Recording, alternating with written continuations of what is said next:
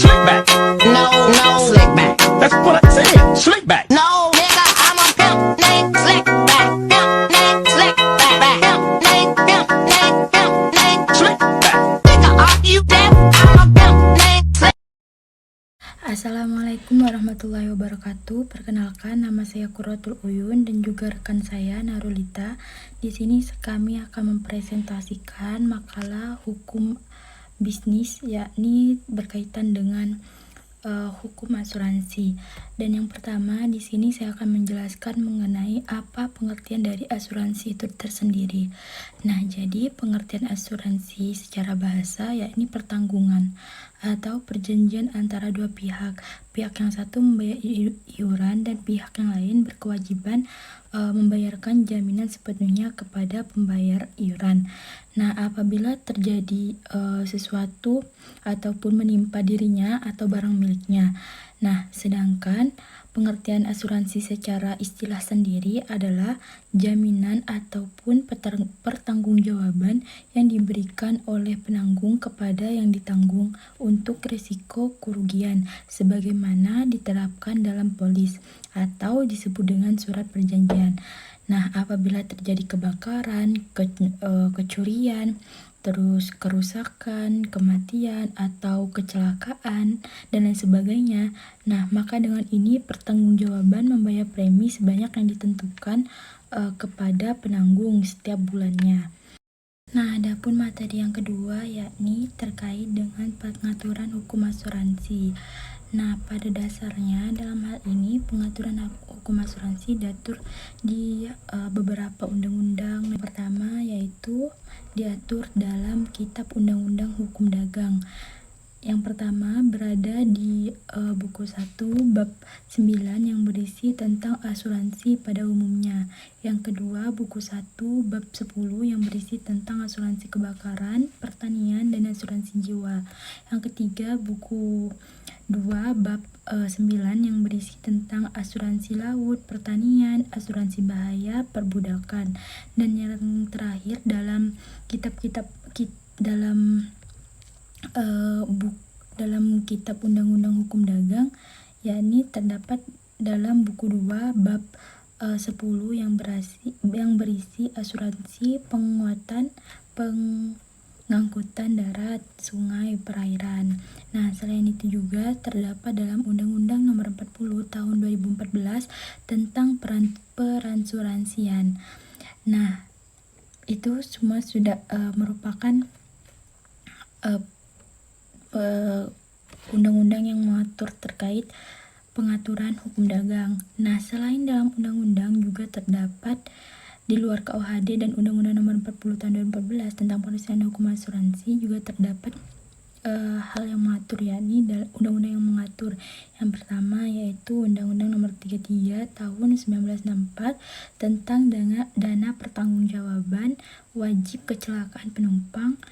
Selanjutnya Undang-Undang Nomor 34 Tahun 1964 tentang dana kecelakaan lalu lintas jalan. Selanjutnya Undang-Undang Nomor 3 Tahun 1992 tentang jaminan sosial tenaga kerja. Selanjutnya Undang-Undang Nomor 23 Tahun 1964 tentang dana pensiun. Dan selanjutnya Undang-Undang Nomor 40 Tahun 2004 tentang sistem jaminan sosial nasional. Dan yang terakhir yaitu Undang-Undang Nomor 24 Tahun 2011 tentang Badan Penyelenggara Jaminan Sosial atau UU BPJS. Nah, jadi semuanya itu merupakan undang-undang, merupakan pengaturan hukum asuransi yang diatur dalam undang-undang. Nah, mungkin sekian dari saya. Selanjutnya akan dijelaskan oleh rekan saya yaitu Narulita. Assalamualaikum warahmatullahi wabarakatuh. Saya akan melanjutkan presentasi dari teman kelompok saya. Selanjutnya C. Peran dan fungsi asuransi. Asuransi memiliki peran yang terpenting dalam melindungi individu, keluarga, bisnis, dan masyarakat secara umum. Asuransi memberikan rasa aman dan ketenangan pikiran karena memastikan bahwa ada jaringan penanganan finansial saat kejadian tidak diinginkan terjadi. Di samping memberikan perlindungan terhadap kemungkinan-kemungkinan kerugian yang akan terjadi, asuransi memberikan dorongan yang besar sekali ke arah perkembangan kegiatan ekonomi lainnya. Adapun bagi sebuah perusahaan asuransi dapat menjadi perlindungan yang apabila bahaya-bahaya yang di luar perhitungan seperti gempa bumi, kebakaran, perang, pemogokan, dan lain-lain, maka risiko-risiko termasuk tidak menjadikan kerugian yang besar bagi perusahaan yang dapat mengakibatkan usahanya bangkrut. Disinilah salah satu peranan yang terpenting dalam asuransi, yaitu bahwa ia dapat memberikan perlindungan dari akibat-akibat risiko yang mungkin menimpa pemilik pengusaha di masa yang akan datang.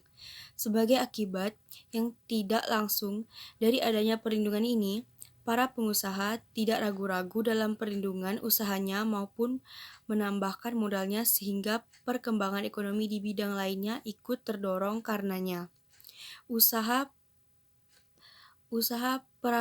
perasuransian telah cukup lama hadir dalam perekonomian Indonesia, dari ikut berperan dalam perjalanan sejarah bangsa berdampingan dengan sektor kegiatan ekonomi lainnya. Menurut Artea Ade dan Handiman Edia, asuransi memiliki beberapa fungsi sebagai berikut. Yang pertama memberikan rasa aman dan perlindungan.